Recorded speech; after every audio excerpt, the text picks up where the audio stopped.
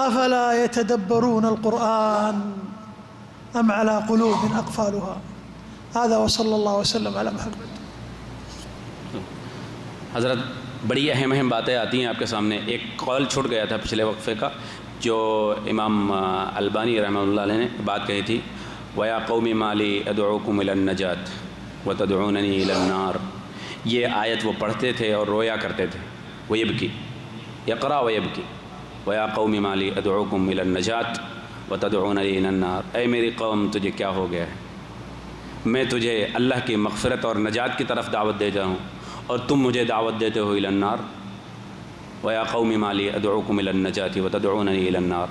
ہم تمہیں اللہ کی طرف بلا رہے ہیں، اللہ تبارک تعالیٰ تمہیں اپنی ہدایت کی طرف بلا رہا ہے، نجات کی طرف بلا رہا ہے، تمہاری مغفرت کے لیے بلا رہا ہے. ہم تمہیں دعوت دیتے ہیں کہ اللہ کی طرف آ جاؤ، اپنی مغفرت کو مانگ لو. وَتَدْعُونَنِي إِلَى النَّارِ. اور تم ہمیں جہنم کا راستہ دکھا رہے ہو، ہمارے جہنم کی طرف لے جانے کی کوشش کر رہے ہو. رسول اللہ صلی اللہ علیہ وسلم کے تعلق سے آپ کو اتنی اچھی اچھی باتیں سننے کو ملی ہیں. ہمیں چاہیے کہ ہم ان باتوں سے سبق لیں، درس لیں اور اپنے اعمال کی اصلاح کریں. آج جو لوگ یہ کہتے ہیں، جیسا کہ شیخ نے ذکر کیا اس شخص کا، جفری کا، اس سے پہلے بھی کئی بات اس کے تعلق سے بات ہو چکی ہے کہ وہ شیخ کہتے ہیں کہ میں نے اپنے کانوں سے سنا ہے کہ جفری کہتا ہے کہ اگر کوئی مصیبت آئے، کوئی پریشانی آئے تو رسول اللہ صلی اللہ علیہ وسلم کو پکارو وَهُوَ يَسْتَغِيثُ. یعنی رسول اللہ صلی اللہ علیہ وسلم مدد کے لیے آتے ہیں اور مدد کرتے ہیں. شیخ نے ایک سوال کیا ہے آپ سے، أَيْنَ هُوَ أَمَّنْ يُجِيبُ الْمُضْطَرَّ قال أَمَّنْ يُجِيبُ الْمُضْطَرَّ إِذَا دَعَاهُ وَأَيْنَ هُوَ وَقَالَ رَبُّكُمْ ادْعُونِي أَسْتَجِبْ لَكُمْ. وہ کہاں چلا گیا جس نے یہ کہا تھا کہ تم مجھے پکارو میں تمہاری دعا کو سنتا ہوں؟ وہ کہاں چلا گیا جس نے یہ کہا تھا کہ کون ہے پریشان حال کی دعا کو قبول کرنے والا؟ وَقَالَ رَبُّكُمْ ادْعُونِي أَسْتَجِبْ لَكُمْ وَإِذَا سَأَلَكَ عِبَادِي عَنِّي فَإِنِّي قَرِيبٌ أُجِيبُ دَعْوَةَ الدَّاعِ إِذَا دَعَانِ وَأَيْنَ ذَهَبَ. یہ سوال کیا آپ سے کہ یہ جو کلمات کہیں ہیں وہ کہاں گیا؟ اور رسول اللہ صلی اللہ علیہ وسلم سے پہلے لوگ کس سے دعائیں مانگا کرتے تھے؟ لوگ کہتے ہیں کہ محمد رسول اللہ صلی اللہ علیہ وسلم کی وجہ سے، من اجل محمد صلی اللہ علیہ وسلم، کہ رسول اللہ صلی اللہ علیہ وسلم کی وجہ سے یہ دنیا مخلوق پیدا کی گئی ہے. تو نبی صلی اللہ علیہ وسلم تو اب 1400 سال پہلے آئے. اس سے پہلے لوگ کس کی وجہ سے تھے؟ اس سے پہلے لوگ کس سے مدد مانگا کرتے تھے؟ محمد صلی اللہ علیہ وسلم تو 1400 سال پہلے آئے. اس سے پہلے لوگ کس سے استغاثہ کرتے تھے؟ سیدھا جواب ہے. اگر آپ سے سوال کیا جائے کہ افضل العباد ما ہوا، سب سے افضل عبادت کیا ہے، جواب کیا ہے اس کا؟ الدعاء.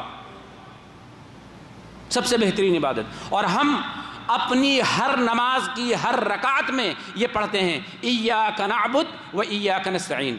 جیسے کہ شیخ نے آپ کو بتایا کہ اس کا معنی ہے حصر والقصر، یعنی اس میں حصر آتا ہے. ایاک یہ بھی کہا جا سکتا ہے، نعبد و نستعین یہ بھی کہا جا سکتا ہے کہ ہم عبادت کرتے ہیں اور مدد مانگتے ہیں. لیکن یہاں پہ لفظ ایاک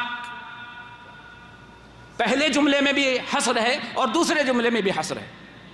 ایاک نعبد، اے میرے پروردگار میں صرف اور صرف تیری عبادت کرتا ہوں.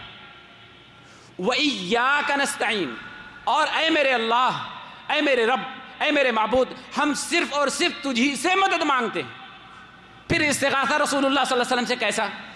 پھر استغاثہ عبد القادر جیلانی سے کیسا؟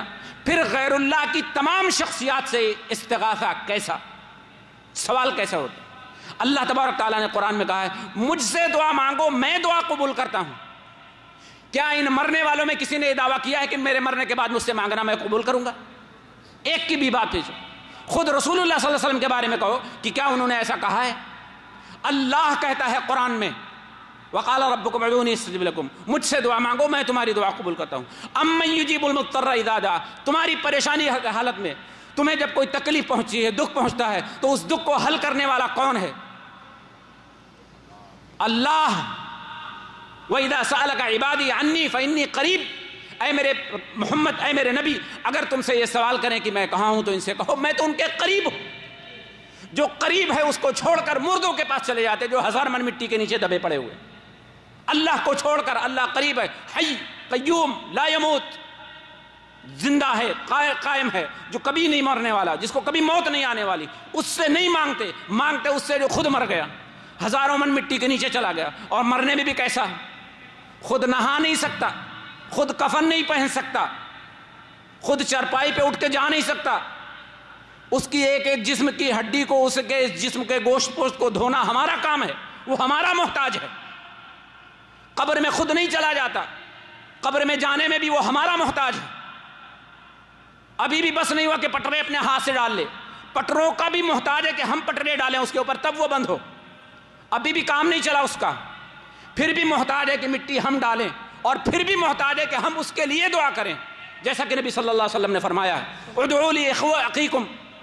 مر گیا صحابی اور اس کی قبر پہ کھڑے ہو کر رسول اللہ صلی اللہ علیہ وسلم فرماتے ہیں دعا کرو اس کے لیے، اس سے نہیں، ادعوا لی اخیکم، اپنے بھائی کے دعا کرو، ادعوا لی اخیکم، اس کے لیے دعا کرو، اپنے لیے نہیں، اس سے نہیں، اس کے لیے۔ سمجھ میں نہیں آتا ہے، رسول اکرم صلی اللہ علیہ وسلم کی تعلیمات ہماری سمجھ میں نہیں آتی ہیں۔ ملا تھوڑی سی بات سمجھا دیتا، حلوہ پراٹھا کھا کے لڈو چڑھا دو، چڑھاوے لے کے بتا دیتا ہاں ٹھیک، یہ تو سنتا ہے، یہ تو دیتا ہے، یہ فلاں کی بگڑی بنا چکا ہے۔ انا للہ و انا الیہ راجعون۔ محمد الرسول اللہ صلی اللہ علیہ وسلم اپنی بیٹی کا نہیں بنا بگاڑ سکتے، اپنے چچا کا بنا بگاڑ نہیں سکتے، اپنی پھوپھی کا بنا بگاڑ نہیں سکتے۔ یہ مرنے والے محمد الرسول اللہ صلی اللہ علیہ وسلم سے بڑے ہو گئے، ان کا مرتبہ اور مقام یہ کہ مرنے کے بعد میں سب کی بنی بگڑی بناتے ہیں۔ میرے بھائیوں، ہوش میں آؤ، عقل سامنے رکھو، رسول اللہ صلی اللہ علیہ وسلم کی تعلیمات پر غور کرو، اور ہمارے وہاں کے جو بناوٹی چور ملا ہیں ان سے ہوشیار رہو۔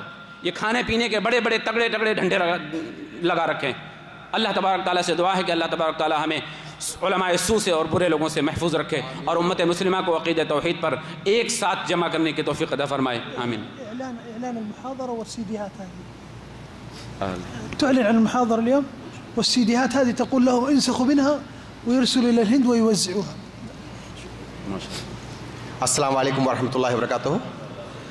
ساتھیوں، یہ سی ڈی جو آپ کو ابھی دی جا رہی ہے، یہ شیخ ماجد تقریباً 3-4 مہینے پہلے جب ہندوستان گئے تھے تو ہمارے قصبہ کرنیا گنج ڈسٹرکٹ گونڈا میں بھی آئے تھے، وہاں پر یہ توحید تعلق سے جو درس دیا تھا شیخ کا اس میں ترجمے کے ساتھ، اور شیخ شہاب الدین مدنی اور شیخ عبد المنان جھنڈا نگری ان سب کے محاضرے سے موجود ہیں، انشاءاللہ وہ آپ لوگوں کو تقسیم کیے جائیں گے۔